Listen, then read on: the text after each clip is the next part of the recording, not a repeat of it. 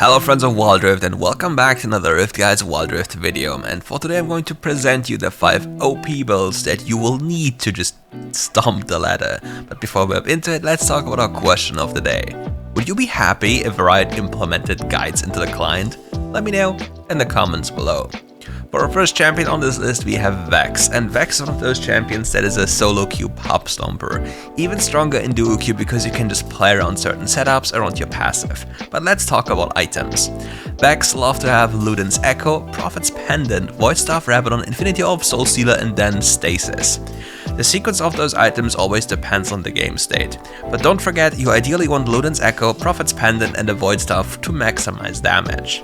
For your enchantment, you can wait a little bit until you get the Stasis enchant because your champion doesn't need to have it, because once you go in, you'll fear most of the enemies anyway, and only as you get into the later stages of the game you will need it because the enemy will surely have the proper countermeasures to deal with you. For runes, you want Electrocute, a Giant Slayer or Sudden Impact, Bone Plating, and Hunter Genius. And now I'm gonna tell you why. Giant Slayer or Sudden Impact. Giant Slayer is very good against tankier compositions. When the enemy has up to 700 bonus health, you'll deal 14% bonus damage. It's quite insane. But what about compositions where the enemy doesn't have much health? Then Sudden Impact is your go-to choice. With Sudden Impact and Depend setup, you'll deal true damage to almost everyone on the enemy team, outside of people who are actually itemizing magic resistance, which is kind of a problem because magic resist items are kind of difficult to come by unless you want to halt or deny or ruin your own build. Previously, bone plating was like kind of a terrible rule, but nowadays it's actually broken. Before the changes, you could just hit the enemy once, proc the bone plating, and no damage was mitigated because the first attack wasn't in fact mitigated. But now the first attack is already mitigated in terms of damage. For example, if the enemy mid laner is running Airy and auto attacks you level 1, he's gonna have the auto attack damage reduced by bone plating and the Airy proc as well. And just imagine he's also running Scorch, then this damage will also be reduced, which means you're going to go for crazy trades that the enemy cannot really do anything about it. But on the flip side, you have to always imagine or think about the enemy having bone plating as well, because it can alter your first rotation in lane, which then influences the laning phase from that point onwards. The next champion on this list is Corki, and for the items we have Essence Reaver, Infinity Edge, Solari Charge Blade, Navori Quick Blades, Riftmaker, and the Gluttonous Boot. Sometimes you can also use Defensive Boots. Now I'm gonna tell you the story about this build.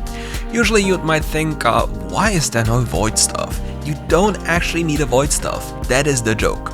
Riftmaker functions in such a way that it deals the bonus true damage from your pre-mitigated damage, which means if you hit the enemy for 600 and the mitigation damage is down to 300, your true damage part will still be around like roughly 60 bonus damage. And then you're like, huh? How does that even make sense? And even if the damage was remotely close, like let's say 3 to 4% in terms of being close enough, then Riftmaker will still outperform Void Stuff because you actually have something you usually don't have on Corki: Sustain. Combining this with the Gluttonous Boots, you actually have the ability to sustain through fights, because if you didn't have that, you just go out of fights immediately. You can't stay in them because if you're touched by literally anything, you just have to leave immediately. As for the Navori Quick Blades, and you might be wondering why would I go for Navori Quick Blades, it's something against bruisers or normally just champions that trouble you with them being close to you. But here's the actual reasoning. When you hit enemies, you get a cooldown reset on your abilities, and Corki's only mobility spell is a second spell with a relatively high cooldown. So what about resetting it during a fight with the Navori Quick Blades and its relatively high haste numbers, well, in accordance with the other items, and then being able to go for reset plays such as a Tristana.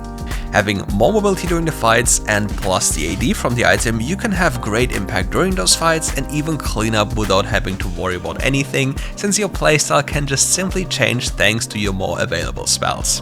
For runes, you want Conqueror, Brutal or Giant Slayer, Bone Plating, and Mana Flow. Next up on this list comes Yone. For the build we have Blade of the Rune King, Solari Charge Blade, then you want to go for the Crit Cloak first for the Infinity Edge, Lord Dumbness Regards, Bloodthirster, and Stasis. Previously, don't forget, more crit chance over 100% means more AD for your champion, so you can go for the most crazy glass cannon build possible. For runes you want Lethal Tempo, Brutal or Giant Slayer, Bone Plating, and Demolish. But let's talk about Yone and the problems with Yone. With this build, you'll be very squishy. However, if you understand what you can possibly do with your third ability and just playing with vision and your camera, you can influence the fight in an instant from a super high distance without putting yourself to too much risk. And once you touch them with this build, they will instantaneously explode because your damage is out of this world. You'll have great fun with this build, but you'll also, encounter a few situations where you'll just die because you didn't pay too much attention. The next build on this list comes for Lillia. Lillia loves to start with the Rod of Ages, a Liandry's Torment, Riftmaker, Void Staff, Rabadon and a Stasis enchant. Now I'll tell you the secret as to why you should rush Rod of Ages as your first item. Most of those champions in the early game have a very strong potent early game and might mess you up during that time.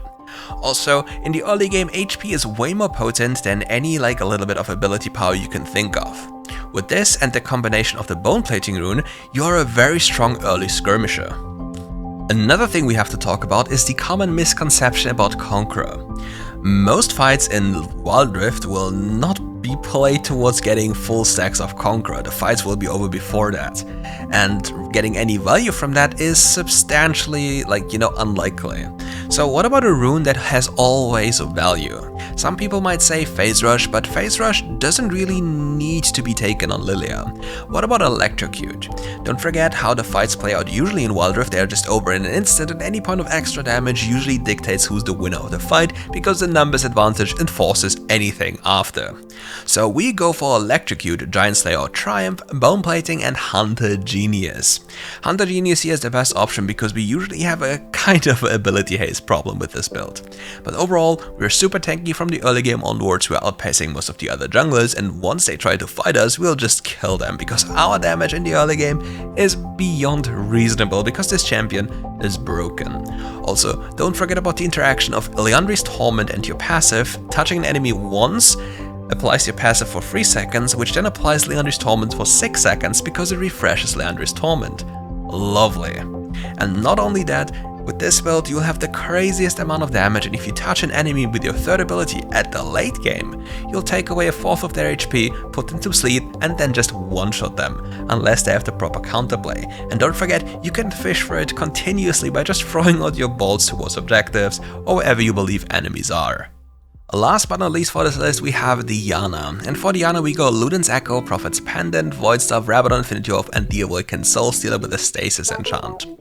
For the runes we go Electrocute, Sudden Impact, Bone Plating and Hunter Genius.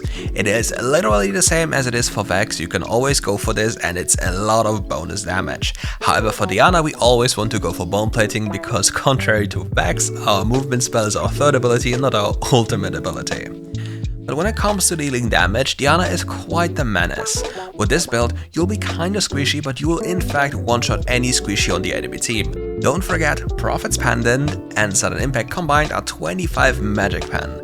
If you add Void Staff to the mix, which is 45% Magic Pen, and then subtract the numbers from the enemy, you'll quickly realize how much true damage or how fast true damage you're going to deal to the enemy champions.